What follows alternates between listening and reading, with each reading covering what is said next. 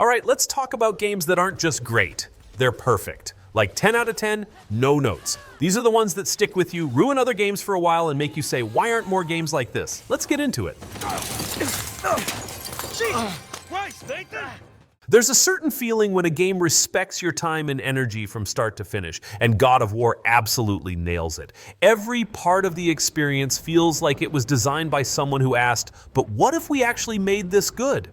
The world isn't bloated, the fights are crunchy and satisfying, and even just walking around feels meaningful. There's zero fluff, just tight design, cool moments, and a rhythm that keeps you completely locked in. Every encounter feels handcrafted, the visuals are insane, and somehow it all balances spectacle with focus. It doesn't yell at you to be impressed, you just are. And it ages like wine. Replay it now, and it still feels fresh. It's not just about the gameplay, it's about how polished and confident it all is. It's rare to find a game that feels this complete, this impactful, and this consistently fun the whole way through.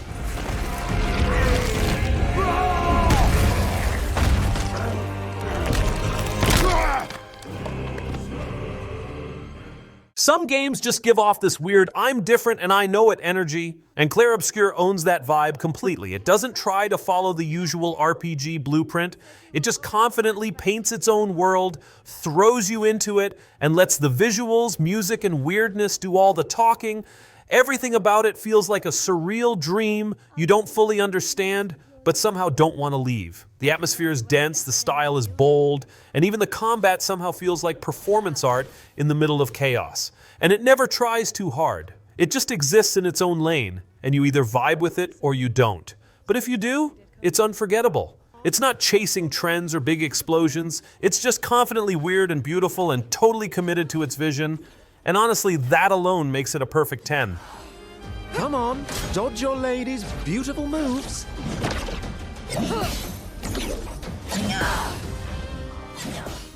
Inside is one of those rare games that says absolutely nothing and somehow says everything. You just move forward, solve simple puzzles, and yet you can feel every step getting heavier. It's eerie in a way that doesn't need jump scares or monsters around every corner. The tension just exists. And it's not the kind of horror that screams at you. It's the kind that makes you sit in silence after finishing it, wondering what you just experienced. It's short, clean, and designed with such purpose that there's not a single wasted frame. No HUD, no music telling you how to feel, just mood, momentum, and minimalism at its absolute peak. Every time you replay it, it hits different. It's not trying to be a blockbuster, it's trying to mess with your head in the quietest way possible, and that makes it perfect.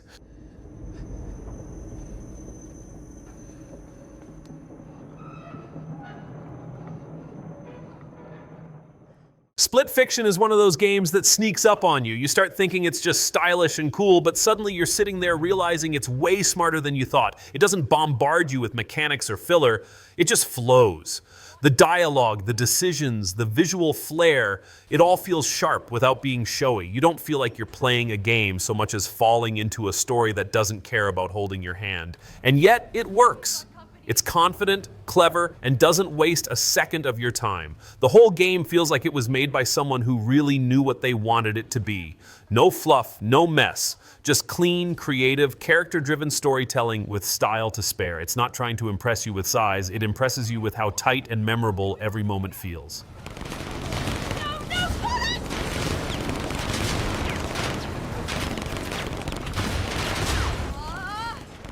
Some games make you feel powerful. The Last of Us makes you feel something, and honestly, that's way harder. It's so polished and intentional that you almost forget you're playing something. It just pulls you in and doesn't let go. Every section is tuned for maximum emotional impact, and the pacing is so tight it almost feels unfair. It's like the game was designed in layers. You can feel the gameplay, the world, and the emotion all working together in harmony. There's no empty space. Every moment, every quiet hallway, every encounter, it all means something. You don't even realize how good it is until you're done and can't stop thinking about it. It's not just technically perfect, it's emotionally perfect too. And even if you've played it before, it still hits hard. That's what a 10 and 10 should do.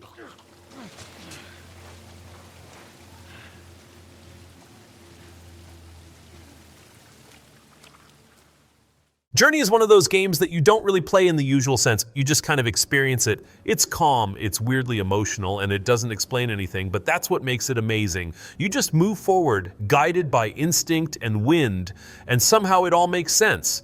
There's something deeply peaceful about how quiet it is. You don't fight anything, you don't get upgrades, there's no big checklist. It's just you, the sand, and occasionally another player who shows up without a name and silently vibes with you. That connection, simple, wordless, feels more real than anything you'd get in a 100-hour RPG. And when the credits hit, you kind of just sit there for a while. It's short, sure, but not a second is wasted. It reminds you that games don't always need noise or mechanics to be perfect. Sometimes the silence says everything.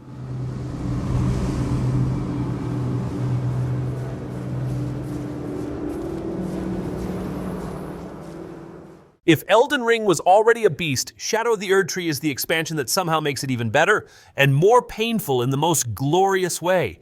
You dive into this new area and immediately realize nothing is going to go easy on you, and yet you keep going because everything is so ridiculously beautiful and terrifying at the same time. Every new boss fight feels like a fresh trauma wrapped in stunning design, and every new weapon makes you want to throw out your entire old build. It's the kind of content that doesn't just extend the game, it reshapes it. You're not just returning for more Elden Ring, you're getting hit with a full new wave of discovery, curiosity, and suffering. And for some reason, it's all fun. The best kind of challenge where you scream, die, and somehow have the time of your life doing it all over again.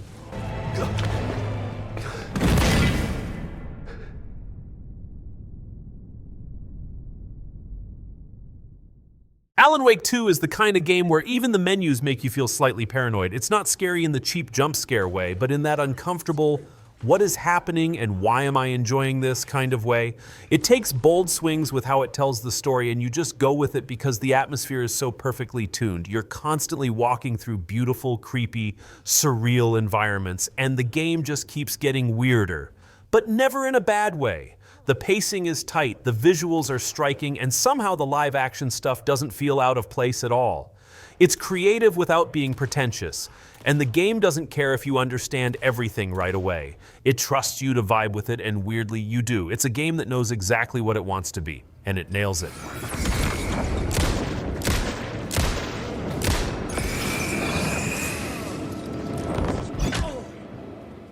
Cyberpunk 2077 with Phantom Liberty is the comeback story of the decade. It went from this is broken to okay, this is incredible, faster than anyone expected, and now it finally feels like the game everyone hoped for at launch.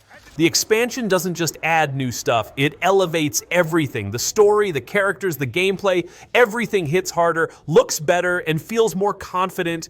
The city is alive in a way that just pulls you in, and now every mission actually feels like it matters. It's stylish without being annoying, deep without being overwhelming, and fun without trying too hard.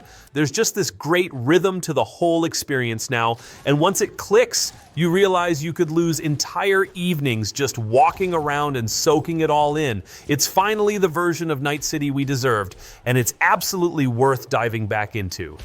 Fuck, he's butchering us!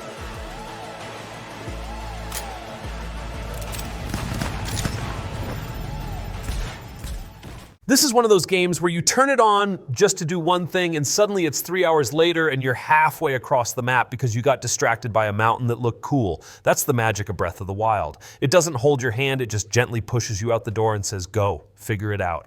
And you do. You try something dumb and it works. You fight something huge with a stick and 5 arrows and it works. The world feels more alive than most games with twice the budget, and the freedom it gives you is so pure it's almost overwhelming. There's always something weird or clever to find, a puzzle in plain sight, a hidden cave, or a wild solution that wasn't even the right one. It trusts you to be creative, and that's why it's brilliant. It's not about beating the game, it's about getting lost in it.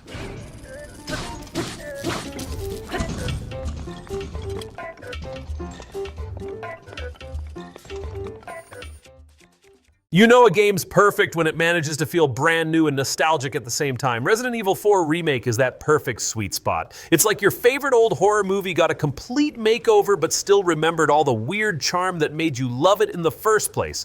The pacing is unreal. It never drags, never wastes your time. It throws you into chaos and then just keeps cranking it up in the best way. Every fight is intense, every encounter feels just barely survivable, and somehow you're grinning through it all. And the polish, you can feel it in every little movement and reload animation. It's a game that knows exactly what people want from it and then just confidently delivers. No filler. It's smooth, scary, ridiculous, and absolutely a 10 by 10 without even trying too hard.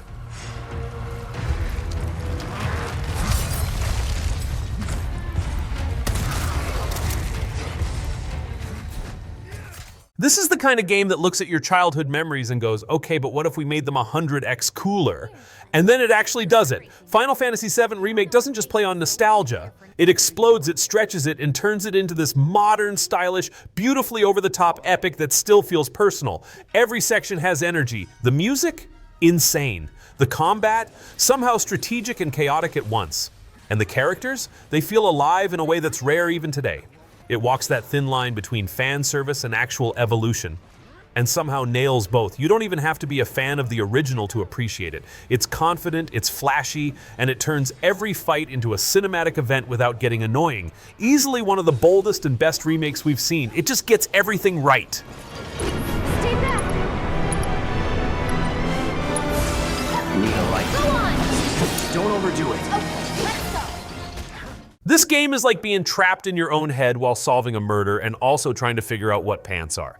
Disco Elysium is weird, wonderful, and so wildly smart it feels like it's judging you a little, but in a good way. There's no traditional combat, no huge cinematic set pieces, just conversations and inner voices that somehow become the most intense part of your day. The writing is on another level. It's sharp, hilarious, and painfully real at times. It lets you be incredibly dumb or frighteningly philosophical, and both feel valid. It's the kind of game that gives you a stat for drama and another for how often you yell at your own brain. It's not trying to be cool, it just is. And if you let it, it'll pull you into a rabbit hole of identity crises, bad decisions, and genuinely profound moments, all while wearing the worst shoes imaginable.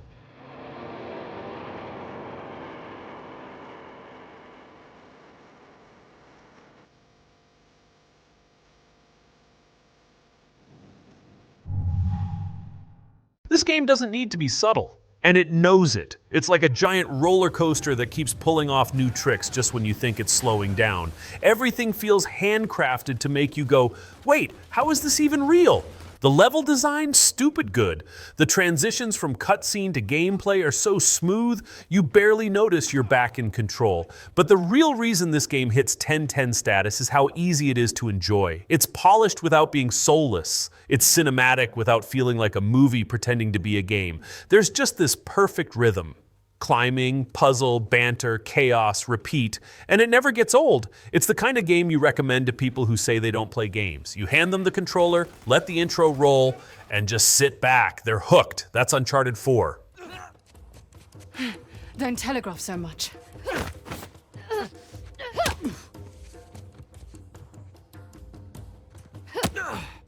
That's not nice. This game is straight up ridiculous, but in the most brilliant, tactical, sandboxy way possible. You get dropped into a desert with a horse, a bunch of gadgets, and one mission cause beautiful chaos. And the best part? The game wants you to break it. It dares you to come up with some absurd plan like sneaking through a base wearing a cardboard box while blasting 80s pop music, and then it lets you do it. Everything is systems-based, and it's also refined that even your dumbest ideas somehow work. It's not about the story, which, let's be honest, is barely holding itself together. It's about how free you feel in every mission. That loop of sneaking, adapting, escaping, repeating, it's addictive. Even after 100 hours, you'll still discover new, stupid, genius things to try. That's the kind of freedom that earns a perfect score.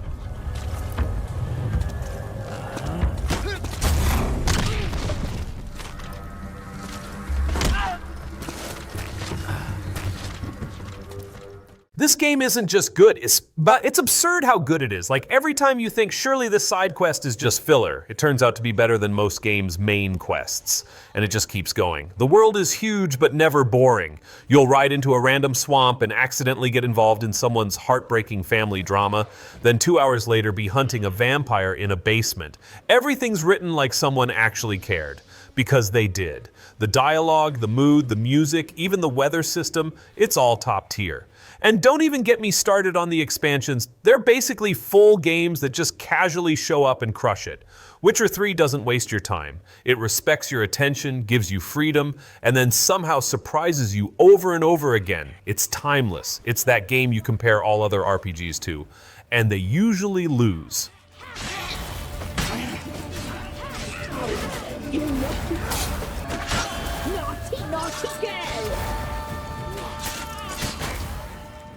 This game moves at its own speed, and if you try to rush it, it just stares at you with a judgmental cowboy squint. But that's the point. Red Dead Redemption 2 isn't just a game, it's a place. You don't play it, you live in it for a while. You fish, shave, feed your horse, and watch the sunrise like it actually matters. And the crazy part? It does. The game makes you care about the little things. Not because they're flashy, but because they feel real. It's quiet and chaotic in equal parts, and no matter how fast or slow you play, it still hits hard. Every detail is so well done, it's kind of rude to other games. You can tell this wasn't made to impress, it was made to last. It's not just about the story or the gameplay, it's about how the whole world feels like it'll keep spinning whether you're there or not.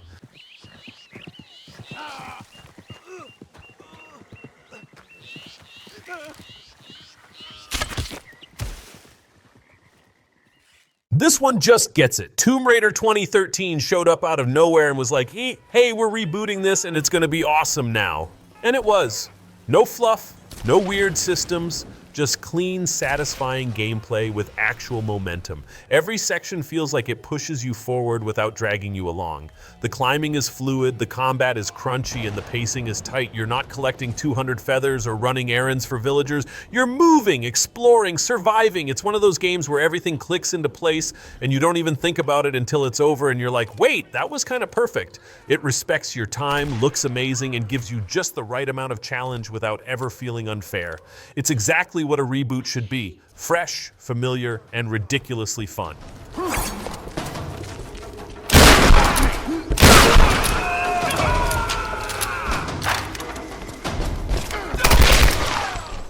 This game somehow looks like a tech demo, a martial arts epic, and a fever dream, and yet it works. It's got this wild energy where every fight feels like a moment, and every area you walk into feels like it was painted by someone who had a spiritual awakening. The combat is fast, clean, and full of that one more try kind of frustration that weirdly feels good. It doesn't waste time explaining everything. It just throws you into these mythological nightmares and trusts you to figure it out. And that trust feels earned. The bosses don't play around, the pacing is tight, and the vibe is just cool in a way that's hard to explain. You play for 5 minutes and you know it's special. It's not trying to copy anyone. It's doing its own thing and doing it with ridiculous style. Easily one of those games that makes you say, okay, this one's going in the all-time list.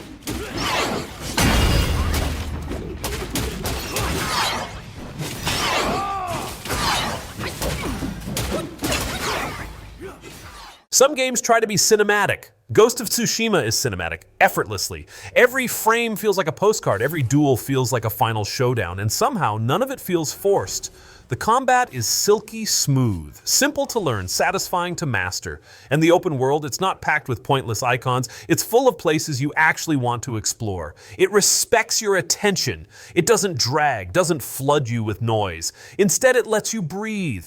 You follow the wind, you pet foxes, you write haikus, and then 5 minutes later, you're slicing through a camp like a legend.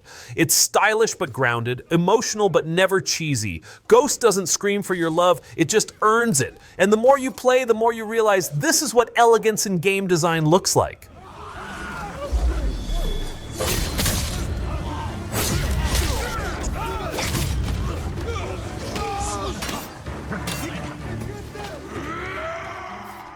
And that's the list. If you've played any of these, you already know the magic. If not, well, Now you've got some serious catching up to do. Thanks for watching. Drop a like if you vibed with the picks, and I'll catch you in the next one.